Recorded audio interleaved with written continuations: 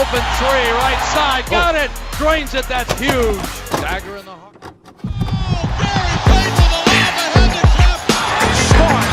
Hey guys, this is Dominique Wilkins. Hey, this is Sean Kemp. This is Gary Payton. Hey, this is Pau Gasol. NBA fans, what's up? This is Vince Carter here. Hey, what's up? This is Matt Barnes. If you're an old school NBA fan like I am, make sure you check out the Basketball Time Machine with my man Sean David. Hey guys, how's it going? Welcome back to the Basketball Time Machine. My name is Sean David. Thanks for tuning in. Let's talk some old school NBA basketball. Now, the 1996 Chicago Bulls are my favorite team of all time. And I think for kids nowadays, or for people who haven't witnessed that time period in the NBA, it's super hard to explain what it was like to be a fan of that specific team or that era. And I just want to speak from the heart in this episode and give you my take why it was an honor to watch that team. But before we start with that, let me ask you guys for a small favor. If you like the video, subscribe to the channel and like the video for the content. Let's get right into it.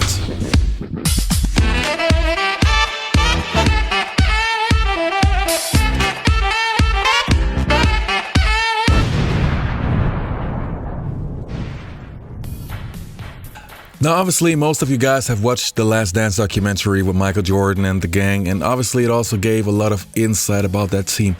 The one thing for me personally that was missing was to show the fan perspective on, what it was like to be a fan of that team and why it was special to see those players. Now, in 1996, I think I was like 12 years old, and also, when you are a kid, you feel a little bit different, but I'm actually very happy that I was a kid at that time to see that team, because to me, it made the whole experience a little bit more intense. Now, the first reason, and I have many reasons why it was special to see that team, was obviously Michael Jordan. He had come back a year prior, and we all know how it went.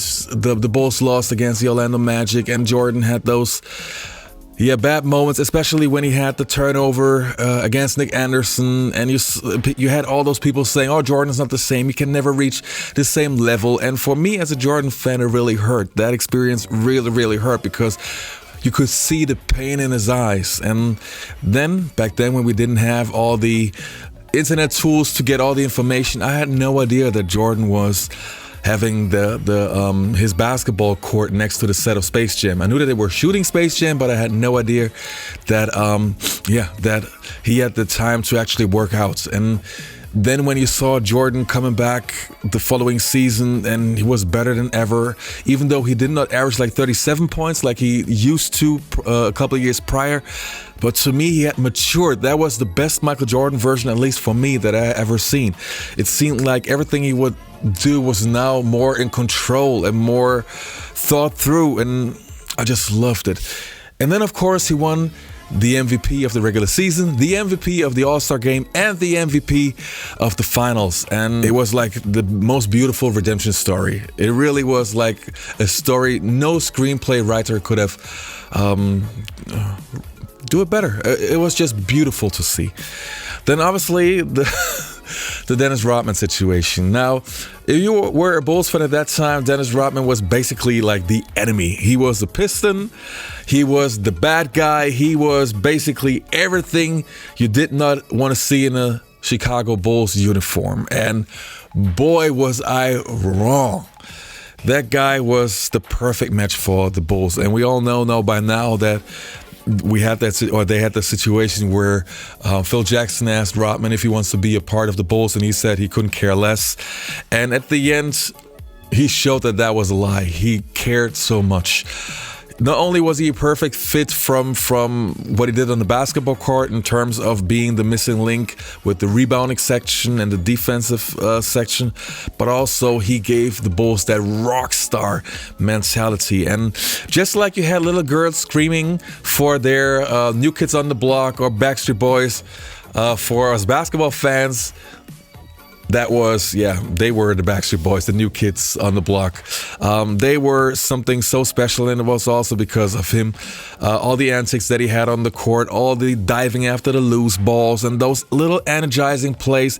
He understood better than anybody else how to get the crowd involved. And it was just beautiful. Seriously, I was 12 and I colored I dyed my hair blonde. And I grew up in a city where I was the only black dude. And obviously, it didn't help my personal situation, but I was so in love with Dennis Rodman. So, yeah, I had blonde hair. Then the next thing, Scottie Pippen, which was also the perfect time for him because of the time that he has spent without Michael Jordan. He matured and he became basically a number one guy. With all the leadership and being in a position where he had to be the number one guy of the whole team, it had matured him. It put him in a different place, and to have him now following or being under the wing of Michael Jordan again, but with the capability of a number one guy, that 1-2 punch. I know Shaq always says that he and Kobe were the 1-2 punch of all time. No, it was Michael Jordan and Scottie Pippen. It was the combination of offense and defense. There's no better 1-2 punch. And yes, Shaq and Kobe were awesome, but Shaq, sorry, defensively, you are not the guy. You are not the guy, man. Anyway, then Toni Kukoc, who often gets lost in the mix and often gets overlooked. The one thing that people don't understand is, at that time, Toni Kukoc could have been a number one guy on most of the other NBA teams. A person that literally could score like 20 points, get like 6 rebounds, 7 assists. Those are all-star numbers, but he accepted to be the sixth man, and he did it with grace and with team spirit, putting his ego to the side. And he was such a beautiful passer, such a beautiful scorer. And yes, he only had a left hand. His right hand was a little bit shaky, but he was a sensational player. And to have such a player coming off the bench, beautiful. Steve Kerr, best three-point shooter percentage-wise of all time. Also the perfect match for Michael Jordan to kick the ball out. And why was it special to have Steve Kerr on the team? Because it was just beautiful team basketball. You know, when you kick out the ball to somebody who had a specific job. That's what I liked so much about old school NBA. I know people nowadays fancy the positionless basketball, but I actually love when players had a specific skill set and had a specific job, and everything comes together to be that great team. I just loved it. Ron Harper, super underrated, great defensive player, great teammate, who a couple years prior was the number one guy on his teams. Now the fifth option on offense, or the fourth option, and still beautiful basketball player. The entire supporting cast, John Sally and man, the entire team, man, it was such a beautiful team, such a beautiful team. The ball movement on that team, how they played together, and the triangle offense, to me, it was at an all-time high. It put Michael Jordan in the perfect position, putting a player that basically can score every single time, putting him in a system where everybody is moving, the ball is moving, and before Michael Jordan scores, at least 2 or 3 other players touch the ball. That was the right play, or the right setup for Michael Jordan. Now, the coaching of Phil Jackson, I read his books, and the way how he approached and touched the team with his mindset, it was perfect, man. People say, you could easily win a championship if you have Jordan and Pippen. No, it's not easy. It's not always easy to win a championship if you have a great team. I mean, so many other coaches failed. You have to keep your team engaged. You have to make them play as a team. Why do other coaches don't get the job done? There's more to it than just putting the players on the floor and tell them how to execute. There's a lot more, and Phil Jackson understood that.